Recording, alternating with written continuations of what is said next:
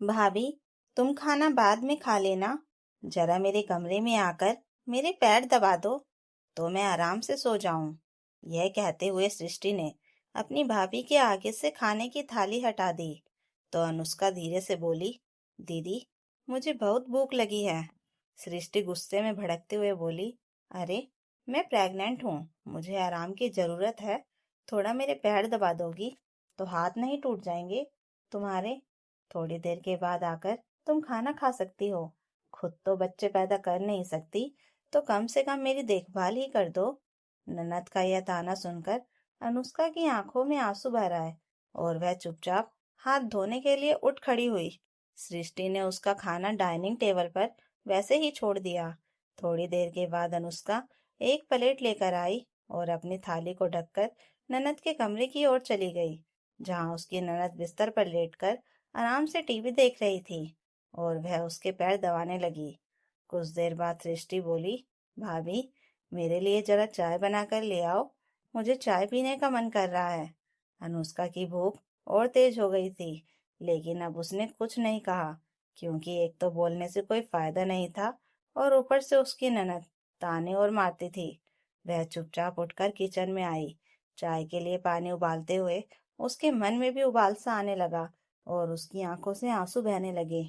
उसकी शादी को 4 साल हो चुके थे, लेकिन वह अभी तक मां नहीं बन पाई थी। डॉक्टर से जांच करवाने पर सब कुछ नॉर्मल ही आता था, लेकिन लोगों को तो कहने का मौका मिल गया था कि वह शायद कभी मां नहीं बन सकती। हालांकि इन सब में उसका पति आदित्य हमेशा उसका साथ देता था और उसके सामने ढाल की तरह खड़ा रहता था। लेकिन आदित्य की पीठ पीछे उसकी सास कमला देवी और ननद सृष्टि उसे खूब ताने मारती थीं।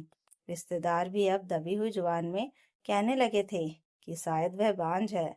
अनुष्का को समझ नहीं आता था कि आखिर उसने ऐसी कौन सी गलती की है जो ईश्वर ने अभी तक उसे संतान सुख से वंचित रखा है। आदित्य हमेशा उसे यही समझाता था कि तुम पॉजिटिव रहो, अपने आप को अपनी हॉबी पे व्यस्त रखो, इस बारे में ज्यादा सोचने की जरूरत नहीं है। अनुष्का को पेंटिंग बनाने का बहुत शौक था। आदित्य ने पेंटिंग बनाने का सारा सामान लाकर कमरे में रखा था, लेकिन अनुष्का अगर कभी गलती से ब्रश पकड़ लेती तो उसकी सास गुस्से में कहती, बच्चे पैदा करने की उम्र में बच्चों की चीजों से खुद खेल रही है। अरे, खुद के बच्चे हो गए होते तो यह कलर पेंटिंग करती। तुम तो दिल से बड़ी ही नहीं हुई हो, शायद इसलिए भगवान ने तुम्हें बच्चे का सुख नहीं दे रहे हैं। सास की ऐसी कड़वी बातें सुनकर अनुष्का ने रंगों की ओर देखना भी छोड़ दिया था। बस पति के सामने ही वह थोड़ी देर खुश रह पाती थी, क्योंकि आदित्य उसे हमेशा हंसाता रहता था। लेकिन जैसे ही वह ऑफिस चला जाता, सास और ननद के सामने वह गंभीर हो जाती थी, क्योंकि उसे मुस्कुराते देख भी वे ताना मारती थी कि माँ तो बन नहीं पा रही है, फिर भी पता नहीं किस बात की इतनी खुशी है जो हमेशा हंसती रहती है। धीरे धीरे उसे लगने लगा था कि वह दोहरी जिंदगी जी रही है, पति के सामने कुछ और, सास ननद के सामने कुछ और। जब वह चाय बनाकर ननद के पास लेकर आई तो सृष्टि मुंह बनाते हुए बोली, कैसी बेस्वाद चाय बनाई है, तुमसे तो कोई काम ढंग से नहीं होता, न घर के काम ठीक से कर सकती हो और ना ही एक बच्चा पैदा कर सकती हो। अनुष्का से चुप नहीं रहा गया और वह दर्द भरी आवाज में बोली, दीदी, एक तो मैं वैसे ही परेशान हूँ और ऊपर से आप मुझे ताने मारती रहती हैं, इससे मेरे मन को बहुत पीड़ा होती है।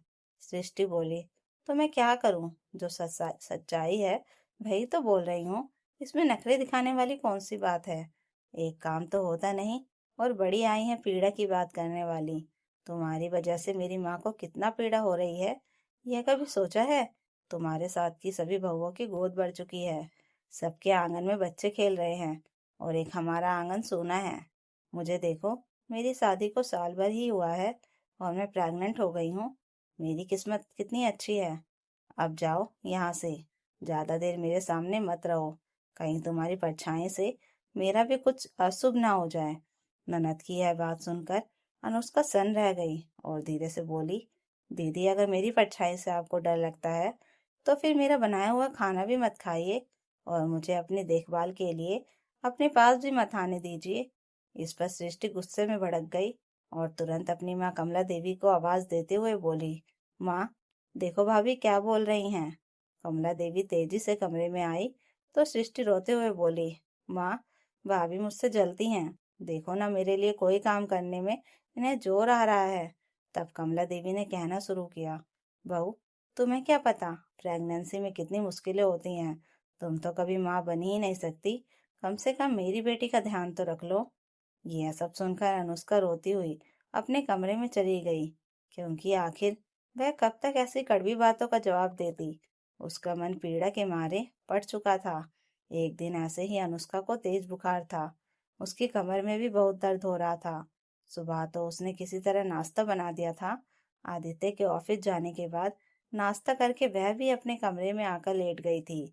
उसे और कुछ काम करने की इच्छा ही नहीं हो रही थी। लेकिन दोपहर का खाना भी बनाना था, तो दवाई खाकर किसी तरह उठकर उसने दाल चावल और सब्जी बनाकर रख दिया था। उसकी सास कमला देवी और ननद सृष्टि के लंच के समय खाना खा लिया, लेकिन उसे उठाना भी जरूरी नहीं समझा कि वह भी खाना खा ले।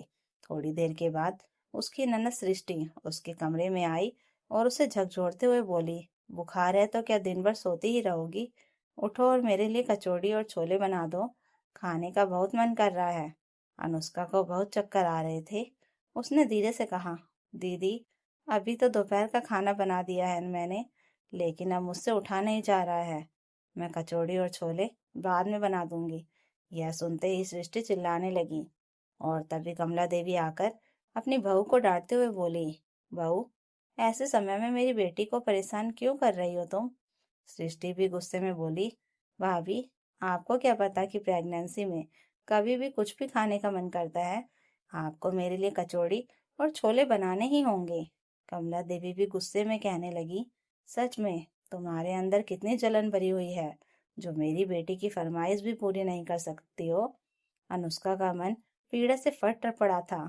उसे बहुत तेज गुस्सा आया कि वह कैसे ऐसे परिवार में रह रही है जहाँ उसकी तकलीफों को और भी बढ़ाया जा रहा है। गुस्से में उठकर वह किचन में गई। उसने फ्रिज में रखे हुए भीगे चने निकाले और तुरंत ही छोले की तैयारी करने लगी। फिर उसने जल्दी जल्दी कचौड़ी भी बना दी। जब वह कचौड़ी और छोले बनाकर ले गई, तब उसकी ननद सृष्टि कहने लगी, अब तो मेरा मूड चेंज हो गया है। मुझे तो कुछ मीठा खाने का मन कर रहा है। मेरे लिए सूजी का हलवा बना दो। इस बार अनुष्का ने कुछ नहीं कहा और चुपचाप सूजी का हलवा बनाकर ले आई। हलवा बनाते हुए वह यही सोच रही थी कि भगवान जी, क्या कभी मेरे जीवन में यह दर्द कम होगा? जो लोग गलत कर रहे हैं वे कितने खुश हैं। मैंने तो कभी किसी का दिल भी नहीं दुखाया, फिर भी मुझे इतनी तकलीफ क्यों मिल रही है? सोचते सोचते उसकी आंखों से आंसू बहने लगे थे। उसकी ननद को भूख नहीं लगी थी।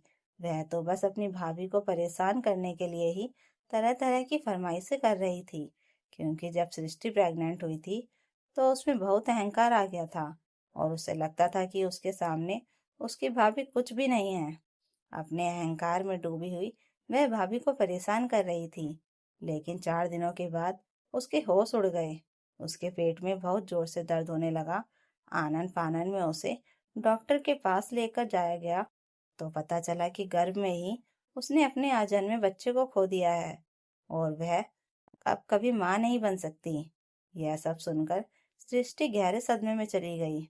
उसे एहसास होने लगा कि शायद उसने अपनी भाभी का मजाक उड़ाया, उसके सामने अहंकार दिखाया और उसे जानबूझकर परेशान किया। शायद यह उसी के किए हुए बुरे कर्मों का फल था जो उसे मिला है। वह अब अक्सर उदास रहने लगी थी और 1 महीने के बाद अपने ससुराल वापस चली गई थी। उधर अब सृष्टि की सास उसे ताने मारने लगी थी, बहू, तुम तो बांझ हो गई हो, अब मैं अपने बेटे की दूसरी शादी करवाऊंगी। यह सब सुनकर उसका दिल दहल जाता था। लेकिन उसका पति अच्छा था। उसने उससे वादा किया था कि वह कभी उसका साथ नहीं छोड़ेगा। इधर 6 महीने के बाद एक दिन अचानक अनुष्का को उल्टियां होने लगी। कमला देवी ने कहना शुरू किया, फिर से तुम्हारी तबीयत खराब हो गई, हमेशा बीमार ही रहती हो तुम। लेकिन डॉक्टर के पास जाकर चेकअप करवाने पर पता चला कि अनुष्का माँ बनने वाली है। यह सुनकर उसके सारे घर वाले हैरान रह गए थे, लेकिन उन्हें खुशी भी बहुत हो रही थी।